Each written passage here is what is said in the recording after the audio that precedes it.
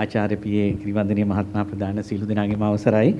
මට දීලා තියෙන මාතෘකාව මෙම තේමාව යටතේ තිරසාර ප්‍රජාවක් සඳහා වත්කම් නිර්මාණය කිරීම කියන මාතෘකාව යටතේ ජාතික පෝෂණ අර්බුදය සහ එය විසඳා ගැනීමට ප්‍රජාවක තිරසාර බව වැදගත් වන්නේ කෙසේද කියන එක. දැන් මෙතනදී මේ පෝෂණය කියන එක අපි පෝෂණ අර්බුදය ගත්තොත් මම කැමතියි මේ දැන් කෑම කාලා ටිකක් නිදිමත වෙලාව හින්දා ඔබෙන් අහන්න කී දෙනෙක් තමන්ගේ BMI එක මැනලා තියනවාද BMI එක දන්නවද කියලා. බොඩි මෑස් ඉන්ඩෙක්ස් කියන එක දේහ ස්කන්ධ දර්ශකය. තමන්ගේ උසයි බරයි අරගෙන ඒක සමීකරණයකින් බෙදලා ගත්තාම එනවා අගයක්. කී දෙනෙක් දන්නවද තමන්ගේ අගේ? මෙතුමිය දන්නවා. කිරවන්දිනී මහත්මිය දන්නවා. මම හිතන්නේ 10 දෙනෙක්වත් දන්නේ නැහැ. මේක බරපතල ප්‍රශ්නයක්. දැන් අපි පෝෂණය ගැන කතා කරනකොට මන්ද පෝෂණය කතා කරනවා. මන්ද පෝෂණය කියන එක දැන් මේ මැල් නියුට්‍රිෂන් කියන එක ඇත්තටම මේ දුෂ්පෝෂණය. මැල් කියන්නේ ඒක අඩු වෙන්නත් පුළුවන් වැඩි වෙන්නත් පුළුවන්. ඉතින් එහෙම බැලුවහම මේ මන්ද පෝෂණයේ එකක් තමයි අපි ගොඩක් වෙලාවට හිතන මේ දරුවන්ගේ මන්ද පෝෂණය කියලා. අපේ ප්‍රජාවක තියෙන තිරසාරභාවය මනින එක දර්ශකයක් තමයි අපේ දරුවෝ කොච්චර සෞඛ්‍යමත්ද කොච්චර හොඳ පෝෂණයක් තියෙනවද ඒ වගේම ඔවුන්ගේ අනික් අධ්‍යාපන තත්ත්වයේ ඒ සියලු දේවල්. නමුත් ඇත්තටම මේ වෙලාවේ අපේ රටේ ලොකුම අර්බුදයක් තියෙනවා. ඒ කියන්නේ අපි කියන මේ ට්‍රිපල් බර්ඩන් ඔෆ් නියුට්‍රිෂන් එකක් තමයි මේ අඩු පෝෂණය නැත්නම් මන්ද පෝෂණය කියන එක. නමුත් අපි විෂම පෝෂණය කියලා ගත්තොත් ඒකේ මේ අන්ඩර් නියුට්‍රිෂන් කියන එක පහුගිය අවුරුදු 4ක කාලේ ඊටාම දරුණු මට්ටමකට ආවා. අවුරුදු 5න් පහළ දරුවන්ගේත් ඒ වගේම ගැබිණි මව්වරුන්ගේ දැන් ඉස්කෝලේ යන වයස දරුවන්ගිනුත් මේ අන්ඩර් නියුට්‍රිෂන් කියන එක අඩුබර අපි දකිනවා. ඒ වගේම ශුද්ධ පෝෂක මේ මයික්‍රෝ නියුට්‍රියන් කියන ඒ කියන්නේ මේ යකඩ නැතිවීම අඩුකම ඒ වගේ දේවල් සහ අධිපෝෂණය. දැන් මම අර ප්‍රශ්නේ ඇහුවේ අපි බොහෝ දෙනෙක්ගේ BMI එක ඒකේ තියෙනවා 18.5ට අඩු නම් තමන්ගේ පෝෂණ තත්ත්වය අඩුයි. ඒ වගේම 18යි 24.5ට වගේ තමයි ඉන්න ඕන අපි හැමෝම. එතනින් එහාට නම් ටිකක් තරබාරු තත්ත්වයක ඉන්නවා. එතකොට මේක හොඳ ප්‍රකාශනයක් තමන්ට බෝන වෙන රෝග වැළඳීම පිළිබඳව. එතකොට අපේ දැන් මේ තියෙන තත්ත්වය තමයි ඇත්තටම අපේ බරපතල පෝෂණ අර්බුදයක් ලංකාවේ තියෙන මේ අධිපෝෂණයත් එක්ක. ඉස්කෝලේ යන දරුවන්ගේත් අධිපෝෂණය ඒ කියන්නේ ඔබිසිටි තරබාරුභාවය වැඩි වෙගෙන යනවා. එතකොට සියලුම වයස් කාණ්ඩවලට අයත් හැමෝටම මේ බරපතල ලෙස පෝෂණ ප්‍රශ්නය බලපාලා තියෙනවා. එතකොට ඒකෙන් අර බෝන වෙන රෝග විශේෂයෙන්ම දියවැඩියාව අධික රුධිර පීඩනය ඒ වගේම අපේ ආහාර රටාවේ තියෙන ගැටලු නිසා වෙනත් පිළිකා වගේ රෝගවලට මුහුණ දෙන තත්ත්වයන්ොත් වැඩි වෙලා තියෙනවා. එතකොට මේක එක පැත්තක්.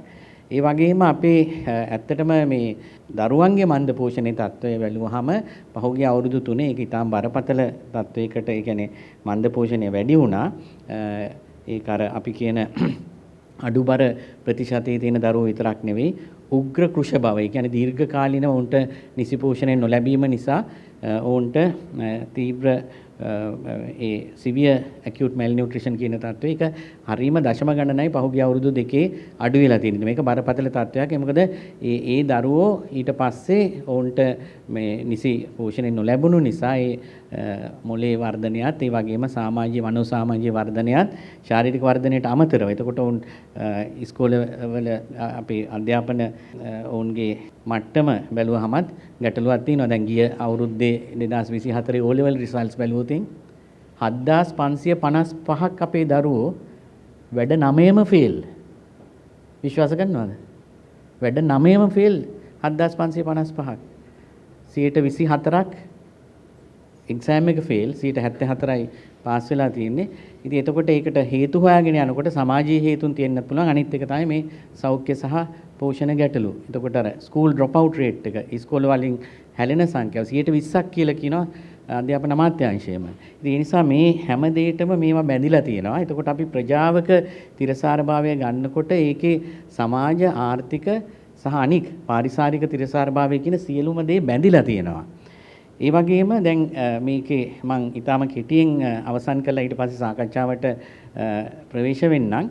දැන් මෙතනදී වැදගත් වෙන කාරණය තමයි අපි මේක විසඳා ගැනීමට ප්‍රජාවක කොහොමද අපි ක්‍රියාත්මක වෙන්නේ කියන එක. ඔබ සියලු දෙනාම මම හිතන්නේ මට වැඩි අත්දැකීම් තියෙනවා බිම් මට්ටමේ මේ විශේෂයෙන්ම ආහාර සුරක්ෂිතතාවය. මොකද මේ සනස ව්‍යාපාරය වැඩිපුර ඒ කෘෂි ක්ෂේත්‍රයේ විශාල මෙහෙවරක් දශක ගණනාවක් කරලා තියෙනවා. එතකොට මේ ආහාර සුරක්ෂිතතාවය අපි වර්ධනය කරන්න කටයුතු කරන අතරේ මා හිතනවා අපිට දැන් තියෙන මේ තාක්ෂණයත් ඒ වගේම තොරතුරු තාක්ෂණයත් නිසා වෙනදාට වැඩිය හොඳට අපිට සැලසුම් කරලා යම් දේවල් කරන්න පුළුවන්. දැන් මමත් සර්වෝදය ව්‍යාපාරය හරහා පහුගිය අවුරුදු දශක 3ක වගේ කාලයක් අවුරුදු 30ක් වැඩ කරලා තියෙනවා. එතකොට එතනදී අපි දකින්නේ සමහර දේවල් අපි කරනවා ඒවයි විද්‍යාත්මක පදනමක් තියෙනවා. නමුත් අපි හරියට බලපෑම මනින්නේ නැහැ. නමුත් දැන් අපිට තියෙනවා මෙවලම් තාක්ෂණයක් නිසා හරියටම මේ වෙනස වෙනවද කියලා දකින්න. ප්‍රජාවේ මොන විදිහේ වත්කම්ද අපි ඇති කරන්නේ. එතකොට අපි විශ්වාස කරන සංවර්ධනයේ මොඩලය දර්ශනය අනුව මේ වත්කම් අපි විවිධ විදිහට නිර්වචනය කරනවා. දැන් මෙතන අපි වත්කම් කියලා සාම්ප්‍රදායිකව ඉස්සර මම හිතන්නේ මූල්‍ය වත්කම් විතරයි ගත්තේ. ෆයිනෑන්ෂල් කැපිටල් විතරයි. ඊට පස්සේ ආව සෝෂල් කැපිටල් කියලා. දැන් අපි සර්වෝදයෙන් ස්පිරිචුවල් කැපිටල් උනොත් බලනවා. කොහොමද අපේ සම්බන්ධතාව පිළිබඳ විශේෂයෙන්ම අවුරුදු 26ක යුද්ධයක් තිබුණු රටක අපි මේ සමාජවත්කම, සමාජ ප්‍රාග්ධනය, ආධ්‍යාත්මික ප්‍රාග්ධනය මේවා ගැන අවධානය යොමු නොකරොත් නැවතත් මේ හිංසනය ඇති වෙන්න පුළුවන්. යුද්ධයක් නැති වුණාට ඊටාම ඉහළ මට්ටමක හිංසනය තියෙනවා. ඒ වගේම මේ වත්කම් කියනකොට හැමෝම දැන් තවමත් අවධානය යොමු කරන්නේ මේ මූල්‍යවත්කම් වලට. පහුගිය සති තුනේම විශේෂයෙන්ම දේශපාලනඥයින්ගේ වත්කම් ගැන තමයි කතා කරේ, වත්කම් බැරකම් ගැන. එතනින් එහාට ගිහිල්ලා මේ පාරිසරික වත්කම් ඒ නැචරල් ඇසෙට් එක ගැන මම හිතන්නේ අපි කතා කරන්නේ නැහැ. ඉතින් ඒක නැවතත් අපේ සාකච්ඡාවට ගේන්න එක, අපේ වැඩවල කේන්ද්‍රයට ගේන්න එක හිතාම වැදගත් වෙනවා. එතකොට එතනදී මම හිතනවා අපි මේ දැන් තාක්ෂණය ඔස්සේ අපිට මේ දැනීම ගොඩක් බිම් මට්ටමේ පාවිච්චි කරන්න පුළුවන්.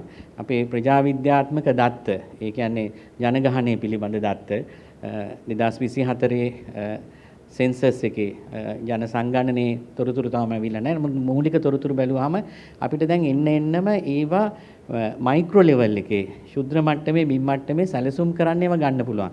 ඒ වගේම මෙතුමා සඳහන් කරා මේ ඩිසාස්ටර් මැපින්. දැන් හැම ග්‍රාම නිලධාරී වසමකටම තියෙනවා ඩිසාස්ටර් මැප්ස් හදලා. අපි පාවිච්චි කරනවාද? ඒ වගේම ප්‍රෙඩික්ෂන්ස් කරන ඒවා, ඉස්සරහට පුරෝකථනය කරන ඒවා. දැන් මෙතුමා දන්නවා මහාචාර්යතුමා මේ ඇග්‍රිකල්චර් සෙක්ටර් එකේ කොච්චර ඩේටා තියෙනවද. නමුත් ඒ ඩේටා පාවිච්චි කරලා අපි ප්‍රෙඩික්ෂන්ස් දෙන්නේ නැහැ. ඊළඟ මේ කන්නට මොන විදිහේ ආපදාවක්ද එන්න පුළුවන් කියන එක. නමුත් ඒ තාක්ෂණයක් තියෙනවා, තොරතුරුත් තියෙනවා. ඉතින් මම හිතනවා මේ අපි මේ වත්කම් ගැන කතා කරනකොට ඒ සියලුම වත්කම්, මේ කියන්නේ අපිට ස්පර්ශ කරන්න බැරි අස්පර්ශනීය වත්කම්නොත් ඒවට ගන්න ඕන තොරතුරු සහ ඒ දත්ත පදනම් වෙච්ච විද්‍යාත්මක ක්‍රමයකට යන්න ඕන. එතනදී හැබැයි දේශීය සහ පාරම්පරික දැනීම අපි පැත්තකට දාන්න හොඳ නැහැ. ඒකත් මුසු කරන්නට ඕනයි. මොකද සමහර දේවල් අපි දෙපැත්තටම වෙරිෆයි කරනවා. දැන් මමත් ඔය සෞඛ්‍ය ක්ෂේත්‍රයේ බලලා තියෙන සමහර දේවල් අපි විද්‍යාත්මක නැහැයි කියපු ඒවා අද විද්‍යාත්මකයි කියලා වෛද්‍ය විද්‍යාවිනුත් මේ ඔප්පු කරලා තියෙනවා. දැන් උදාහරණයක් හැටියට දැන් මේක මම කියන එක වැරදි. මොකද තාම මේකේ ලංකාවේ දත්ත නැහැ. දැන් දියවැඩියාව ගත්තොත් කියන්නේ හොඳ කරන්න බෑ, පාලනය කරන්න පුළුවන් කියලානේ. නමුත් දැන් අද තියෙනවා ඒ සමහර සායනික පර්යේෂණ වලින් රිවර්සල් කියලා එකක්. ඒ කියන්නේ ආපහු හරවන්න පුළුවන් කියලා. එතකොට ඒක කරන්න පුළුවන් අද ඒ ලයිෆ් ස්ටයිල් චේන්ජර්ස්, එහෙම නැත්නම් ජීවන රටාවේ වෙනස් කිරීම නිසා. අද වෛද්‍ය ක්ෂේත්‍රයේ වෙනම ක්ෂේත්‍රයක් ඇති වෙලා තියෙන ලයිෆ් ස්ටයිල් මෙඩිසින් කියලා. ඇමරිකාවේ ඒකට විශේෂඥ වෛද්‍යවරු ඉන්නවා. එතකොට ඒකේ කියන්නේ සම්පූර්ණයෙන්ම කොයි වෙලාවකවත් පරක්කු නැහැ කියලා අපේ සෞඛ්‍යය හොඳ අතට පත් කරගන්න. අද පටන් ගත්තොත් යම් දේවල් වලින් තමන්ගේ ජීවිතය සම්පූර්ණයෙන්ම වෙනස් කරන්න පුළුවන් කියලා කියනවා. එතකොට මේ ප්‍රාග්ධනය අපි බලන්න ඕන. ඒ සමාජ වත්කම්, අපේ සෞඛ්‍ය, මේ හැම දෙයක් තුලින්ම කොහොමද අපි ප්‍රජාවේ ඒක තහවුරු කරන්නේ. මේ හැම වැඩක්ම අපි කරන අතරේ ආර්ථිකය නංවාලන්න, ඒ වගේම අනික් අපි කරන සංවර්ධන කටයුතු වලදී. අවසාන වශයෙන් මට කියන්න තියෙන්නේ මේ මාතෘකාවේ ඊටාම වැදගත් මේක මොකද්ද මේ තිරසාරභාවය කියලා කියන්නේ. අපි විවිධ විදිහට මේක මේ විග්‍රහ කරනවා, අර්ථකථනය කරනවා. එතකොට අපි කියනවා මේ අපි ඊළඟ પરම්පරාවට අපි මේ සම්පත් අපි ඒගොල්ලන්ගේ සම්පත් විදිහට පවත්වාගෙන යන්න පුළුවන් ආකාරයට අපි අපේ ජීවන රටාව පවත්වාගෙන යා යුතුයි කියලා. එහෙම නැත්නම් yaadena විදිහට සංවර්ධනය කෙලිය යුතුයි කියලා. මේ හැමදේම අපි මා හිතනවා කළ යුතු තල ගොඩාක් තියෙනවා. විශේෂයෙන්ම මේ පරිසරය දැන් ගොඩාක්ම විනාශ කරලා තියෙන එකේ අපි ඒවා රෙස්ටෝර් කරන්න ආපහු එක ප්‍රකෘති තත්වයට පත් කරන්න ක්‍රියාත්මක කරන අතරේ අලුතෙන් හිතන්නට ඕන.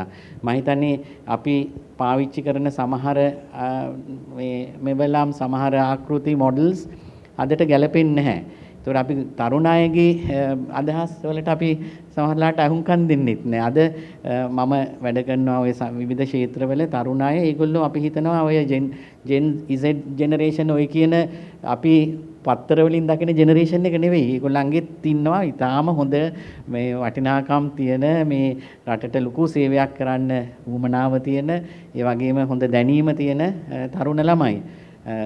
ලංකාවේ තවමත් ජනගහනයෙන් 23%ක් මම හිතනවා තරුණ අය ඉන්නේ අවුරුදු 15ත් 29ත් අතර. එතකොට ඒ කියන්නේ මිලියන 5ක්.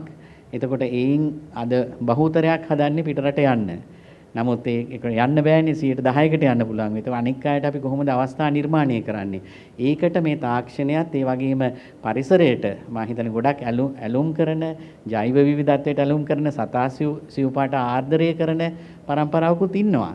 ඉතින් මම හිතන්නේ අන්න ඒගොල්ලෝ තමයි අපි මේ ප්‍රජාවේ කේන්ද්‍රීය වශයෙන් අපේ සංවිධානවලට සමිති සමාගම් වලට ඕන්ට වැඩිපුර ආකර්ෂණය වෙන විදිහට අපේ වැඩසටහන් වෙනස් කරන්න ඕන. නැත්නම් මම හිතන්නේ අපිට මේක සාමූහිකව අර විශාල බලපෑමක් එන විදිහට මේ තියෙන හානිය ආපසු හරවන්න පුළුවන් පරිමාවට අපිට කරන්න බැරි වෙනවා. තැන් කීපයක අපිට කරන්න පුළුවන් වෙයි. නමුත් ඒක මේ තියෙන අර්බුදයේදී පාරිසරික ඒ වගේම සමාජ ආර්ථික අර්බුදයේදී ඒක විතරක් ප්‍රමාණවත් වෙන්නේ නැහැ. මම එතනින් නවත්තන්නම්.